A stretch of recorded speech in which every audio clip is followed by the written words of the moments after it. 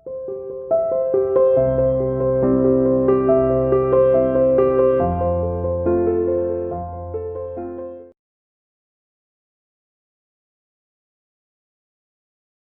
Students, welcome to CR international school online classes class 10 subject Hindi. आज हम अपनी हिंदी की क्लास में एक निबंध करेंगे जिसका नाम है प्रदूषण।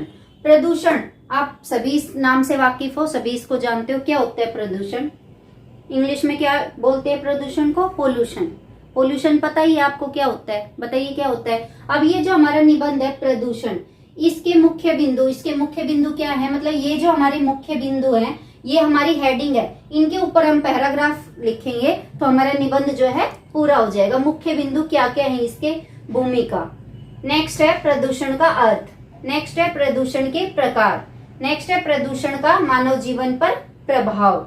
प्रदूषण की रोकथाम के उपाय, निष्कर्ष या उपसंहार। ये आपके 1, 2, 3, 4, 5 और 6 आपके क्या हो गए? ये मुख्य बिंदु हो गए, यानी कि हेडिंग हो गई। इन हेडिंग के साथ में, इन मुख्य बिंदुओं के साथ में हम पैराग्राफ बनाएंगे तो हमारा एक पूरा प्रदूषण के ऊपर हमारा निबंध जो है तैयार हो जाएगा। ठीक है। निबंध का मतलब क्या होता है बेटा? निबंध, आप निबंध को और क्या बोल सकते हो? और बताइए। प्रस्ताव। निबंध यानी कि नियमों में बंद, यानी कि हम अपने विचारों को एक मतलब कि एक सीमा तक ही प्रकट कर सकते हैं। वैसे तो हम प्रदूषण के बारे में कितना ही लिख सकते हैं, कितना ही, लेकिन फिर भी हम कुछ नियमों में बंधे होते हैं। अपने विचारों को सीमित करके हम एक प्रदूषण के ऊपर एक हम लेख लिखते हैं, उसे हम क्या कहेंगे? निबंध। ठीक है बेटा। तो अभी आप ये देखिए, जो हमारे मुख्य बिंदु है भूमिका।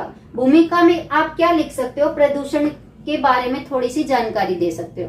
प्रदूषण से क्या होता है, किस तरह प्रदूषण बढ़ रहा है, वो थोड़ी सी लाइनें इसका दे सकते हो। फिर प्रदूषण का अर्थ। प्रदूषण का अर्थ क्या होता है कि वातावरण में जो विषाणु युक्त कीटाणु आ जाते हैं, जो हमारी हवा को, हमारी भूमि को जो गंदा करते हैं, वो आ जाते हैं, वो दूषित करते हैं। जो भी मतलब कि हमारी प्रकृति में जो विषैले जो कीटाणु होते हैं, वो आकर हमारे वातावरण को असंतुलित कर देते हैं, तो हम उसी को क्या कहते हैं? प्रदूषण कहते हैं। तो इस तरह से आप प्रदूषण का अर्थ लिख सकते हो।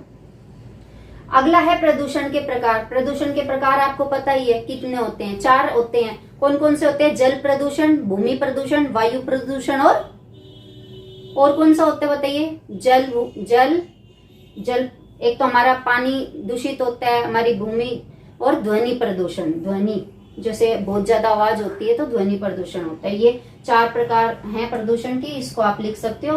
उनके बारे में एक 2 लाइनें लिखोगे तो आपका पैराग्राफ हो जाएगा। नेक्स्ट आता है प्रदूषण का मानव जीवन पर प्रभाव, कि ये जो 4 प्रकार के प्रदूषण है उनका हमारे जीवन पर क्या प्रभाव पड़ता है, किस तरह हमें उनसे इफेक्टेड होते हैं, ये सब बातें आप इस पैराग्राफ में लिख सकते हो। नेक्स्ट आता है प्रदूषण की रोकथाम के उपाय। अब प्रदूषण अगर हमारी प्रकृति में, हमारे इन्वायरमेंट में, हमारे वातावरण में प्रदूषण हो भी गया है तो उसको कैसे कम किए, उसकी रोकथाम कैसे कर सकते हैं, उसके क्या क्या उपाय है वो हम इसमें, जैसे पेड़ लगाकर के, कारखानों की चिमनियों को ऊंचा कर, ऐसे बहुत सारे हमारे पास उपाय है। वो सारे उपाय हम इस मुख्य बिंदु में लिख सकते हैं। लास्ट में निष्कर्ष या उपसंहार में हम प्रदूषण के प्रति कि हम क्या संदेश दे सकते हैं लोगों को, हमें क्या करना चाहिए, वो बातें लिखकर हम अपने इस मुख्य बिंदु को कंप्लीट कर सकते हैं। ठीक है बेटा। ये आपके इस जो हमारा निबंध है प्रदूषण, उसके मुख्य बिंदु ये हैं। इन मुख्य बिंदुओं से हम अपना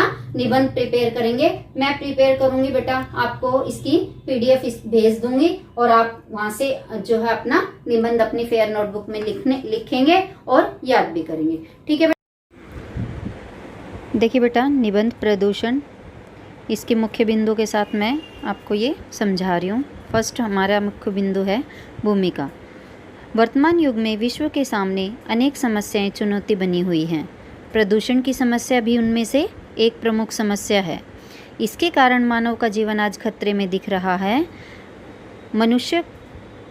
प्रदूषण को बढ़ाकर बीमारियों का निमंत्रण देना कहना अनुचित नहीं होगा। सेकंड मुख्य बिंदु आता है बेटा प्रदूषण का अर्थ। प्रदूषण का अर्थ है पर्यावरण में असंतुलन आना। असंतुलन क्या होता है बेटा? जब कोई चीज़ कम या ज़्यादा हो जाती है तो हम उसको क्या बोलते हैं? असंतुलन बोलते हैं। हवा, जल, मिट्टी, पौधे, वृक्ष और पशु मिलकर पर्यावरण की रचना करते हैं। रचना करते हैं मतलब बनाते हैं, और पारस्परिक संतुलन रखने के लिए दूसरे को प्रभावित करते हैं। पारस्परिक होते बेटा आपस में, ठीक है। यह प्रतिक्रिया विज्ञान संबंधी असंतुलन कहलाती है कि जब कोई चीज़ घट जाती है, कोई बढ़ जाती है, जैसे गैस हो गई, या जो गैस से बढ़ जाती है या कम हो जाती है, तो जो हमारी प्रकृति का जो संतुलन है वो बिगड़ जाता है। तो जो हमारे वृक्ष, पौधे, हवा, मिट्टी, ये मिलकर जो है सभी हमारे पर्यावरण के संतुलन को नियमित रखते हैं, उनको संतुलन बैलेंस बनाए रखते हैं, ठीक है बेटा। और जब यह प्रतिक्रिया विज्ञान संबंधी संतुलन कहलाती है। कभी कभी कुछ कारणवश परिवर्तन आ जाता है। यदि इस परिवर्तन की प्रक्रिया का प्रकृति के साथ सामंजस्य न किया जाए तो इससे ऐसी स्थिति पैदा हो जाती है कि मानव जीवन खतरे में पड़ जाता है। यह असंतुलन ही प्रदूषण का जन्मदाता है। इसमें क्या होता है बेटा? जैसे गैसें हमारे पर्यावरण में ज़्यादा बढ़ गई, और जैसे कार्बन डाइऑक्साइड ज़्यादा बढ़ जाती है तो गर्मी बहुत ज़्यादा हो जाती है। तो ये जो असंतुलन है, ये असंतुलन, गैसों के असंतुलन से ही प्रदूषण का जन्म होता है, ठीक है। अगला हमारा मुख्य बिंदु है प्रदूषण के प्रकार। पर्यावरण में प्रदूषण मुख्य रूप से 4 रूपों में पाया जाता है, जैसे वायु प्रदूषण, भूमि प्रदूषण, जल प्रदूषण और ध्वनि प्रदूषण आदि। नेक्स्ट हमारा मुख्य बिंदु है प्रदूषण का मानव जीवन पर प्रभाव। पर्यावरण प्रदूषण का मानव जीवन पर अत्यंत विपरीत प्रभाव पड़ रहा है। विपरीत मतलब उल्टा प्रभाव पड़ रहा है। वायुमंडल में कार्बन डाइऑक्साइड की मात्रा में लगभग 16% की वृद्धि हो गई है।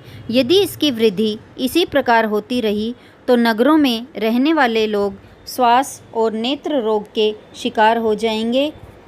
कारखानों और फैक्ट्रियों में जलाए जाने वाले ईंधन से जो धुआं और गैस निकलती है उससे फेफड़ों संबंधी रोग भी हो जाते हैं। बेटा जो हमारी वो होते हैं, जो फैक्ट्रियाँ होती है, उसमें से जो धुआं निकलता है उससे अनेक बीमारियों का जन्म होता है। मेन तो उससे हमारे जो फेफड़े होते हैं, लंग्स से संबंधित जो है बीमारियां हो जाती है, जिससे हम बहुत समय बाद जो है उबर पाते हैं, ठीक है बेटा।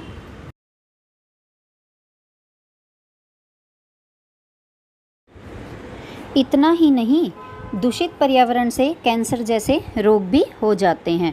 और जो हमारी ये धुआं वगैरह इतनी ज़्यादा हमारे वायुमंडल में जो मिली हुई है, प्रदूषित वायु जो मिली हुई है, इससे क्या है, हमारे कैंसर जैसे रोगी भी जो हैं, कैंसर से पीड़ित रोगी भी जो हमारे यहाँ जो है दिन प्रतिदिन बढ़ते जा रहे हैं। अगला मुख्य बिंदु है हमारा प्रदूषण की रोकथाम के उपाय। वन प्रदूषण की रोकथाम में महत्वपूर्ण काम करते हैं। वन वायुमंडल में गैसों के अनुपात को समान रखते हैं। बाढ़, भूस्खलन, भूरक्षण, रेगिस्तानों के विस्तार, जल स्रोतों के सूखने तथा वायु प्रदूषण के रूप में होने वाली तबाही से जन जन की रक्षा करते हैं। इसलिए इनकी रक्षा करना मानव का परम धर्म है। इस समस्या के प्रति जन जन की जागरूकता ही प्रदूषण की समस्या को दूर कर सकती है। ये समन्वित होते बेटा आगे करने वाले प्रयास ही इस अदृश्य शत्रु का संहार कर सकेंगे। अदृश्य शत्रु मतलब जो हमें शत्रु दिखाई नहीं दे रहा है, उसका संहार कर सकेंगे, मतलब उसको खत्म कर सकेंगे या मार सकेंगे।